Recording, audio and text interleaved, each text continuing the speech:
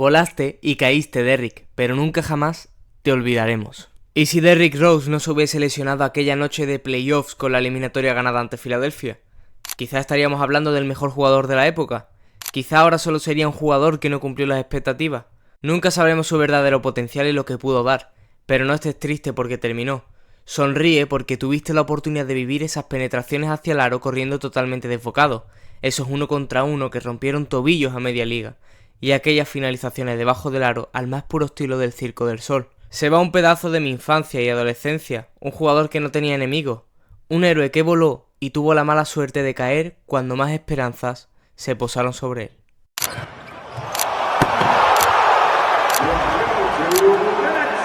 ¿Qué pasa, señores? Bienvenidos a un vídeo de la previa, a un vídeo emotivo donde hablaremos del mayor what if de la historia. Un jugador que se despide hoy, cuando estoy grabando este vídeo, se ha despedido hoy de todos nosotros, dando la triste noticia de su retirada. Así que vamos un poco a hablar de esta historia, ¿no? De Derrick Rose, de un jugador especial.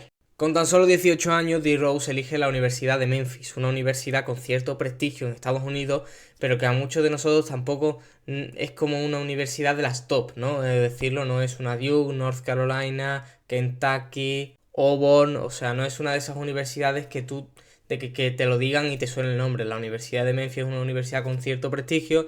De hecho, no sé si está ahora o estuvo hasta hace muy poco tiempo Penny Hardaway, fue All-Star, el mítico compañero de Shaquille O'Neal en Orlando Magic en la mitad de los 90. O sea, era una universidad con cierto prestigio, pero no una universidad de las grandes, que digamos.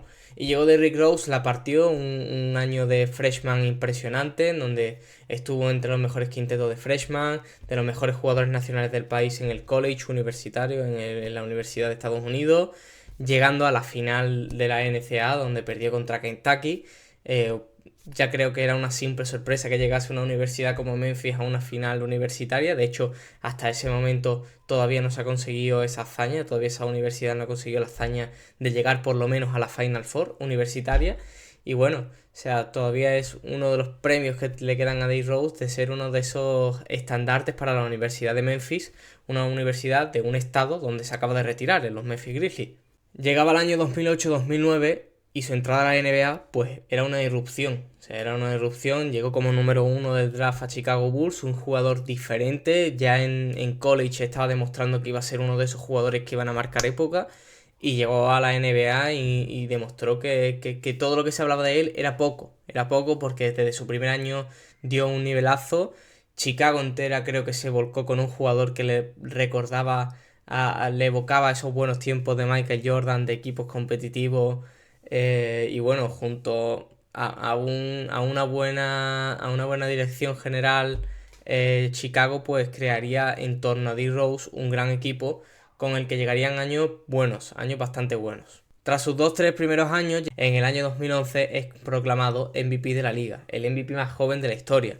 Esto es una historia conocida, un año en el que D. Rose se echa la espalda al equipo de Chicago, lo convierte en uno de los mejores equipos del país, promediando 26 puntos, 5 asistencias, 4 rebotes, una auténtica locura en un equipo bastante bien rodeado, con jugadores ya bastante conocidos, además con perfiles de complemento. O sea, un equipo bueno, o sea, un equipo para llegar a lejos. O sea, se hablaba muy bien ya de D. Rose, que estaba en ese momento compitiendo con LeBron James, en el cual en aquel entonces todavía no había ganado un anillo de la NBA y se decía que este jugador iba a ser el verdadero elegido.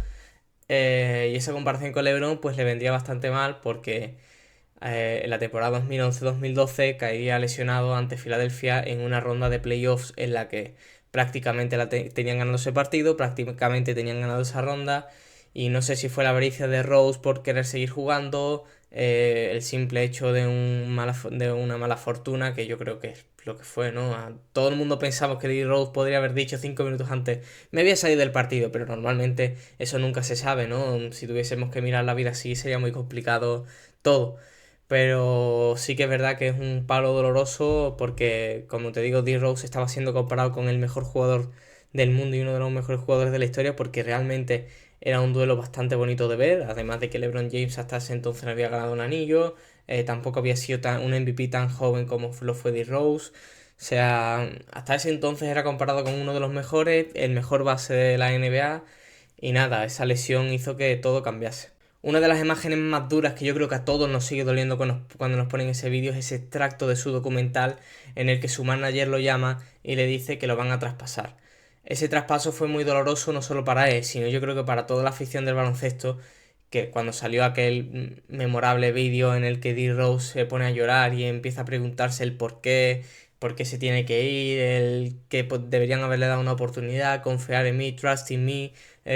Creo que todavía me sigue doliendo cuando veo ese vídeo y fue un punto de inflexión de su carrera en el que yo creo que todos sabíamos que nunca iba a recuperar ese nivel de MVP, incluso nunca iba a recuperar un nivel de ser una máxima estrella del baloncesto mundial.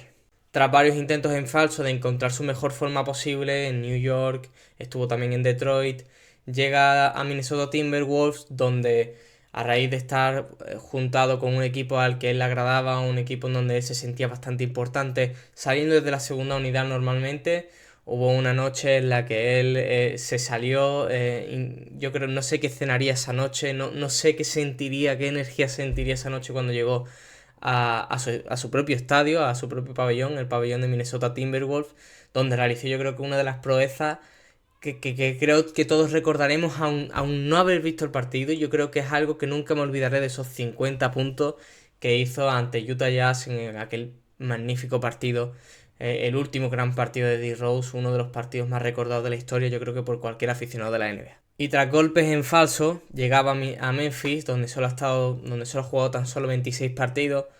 Creo que las lesiones le habían lastrado, todo estaba en su contra, yo creo ya. El pobre no podía casi ni jugar más de 25 minutos sin sentir que se iba a volver a lesionar. Estuvo en unos Memphis Grizzlies donde estuvo con un jugador al que se le estaba comparando bastante, sobre todo en su llegada de la NBA, que fue Ja Morant, un jugador que tenía esa explosividad, ese atleticismo, ese físico que caracterizaba ese D-Rose de su prime, aunque como ese jugador todavía lo sigo manteniendo, no hemos visto ningún jugador igual, y fíjate que hemos visto a Russell Westbrook, hemos visto a Ja Morant, pero nunca veremos un jugador como D-Rose en su prime. Bueno, nunca no, hasta ahora no hemos visto un jugador como D-Rose en su prime. Y bueno, llegaría ese equipo donde solo ha podido jugar, disfrutar de 26 partidos.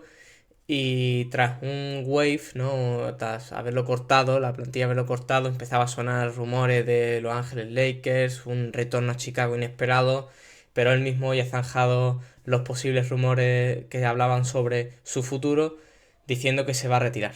O sea, para mí es doloroso. Obviamente no he llorado ni he exclamado dolor, pero sí que al verlo pues te trae recuerdos, ¿no? De cuando veías a ese D-Rose post lesión, incluso en 2013, 2014, cuando lo veías con Chicago, metiéndose triple sobre la bocina en los playoffs contra los Cavaliers. Creo que era contra los Cavaliers de LeBron. O sea, es que son tantos recuerdos de un jugador que, como te digo, ha marcado la infancia, la adolescencia, incluso para algunas personas más mayores también supongo que habrá marcado por el hecho de haber visto el siguiente mejor jugador de la historia de Chicago Bulls después de Michael Jordan. O sea, creo que quitando a Scottie Pippen y eso, digo, la estrella, ¿no? Como estrella referencial, el segundo jugador más importante de la historia de la franquicia. Nada, esto ha sido todo. Creo que fue el mayor what if de la historia. ¿Qué pasaría si no se hubiese lesionado? Pero creo que eso es algo que ni él mismo sabe, ninguno sabemos.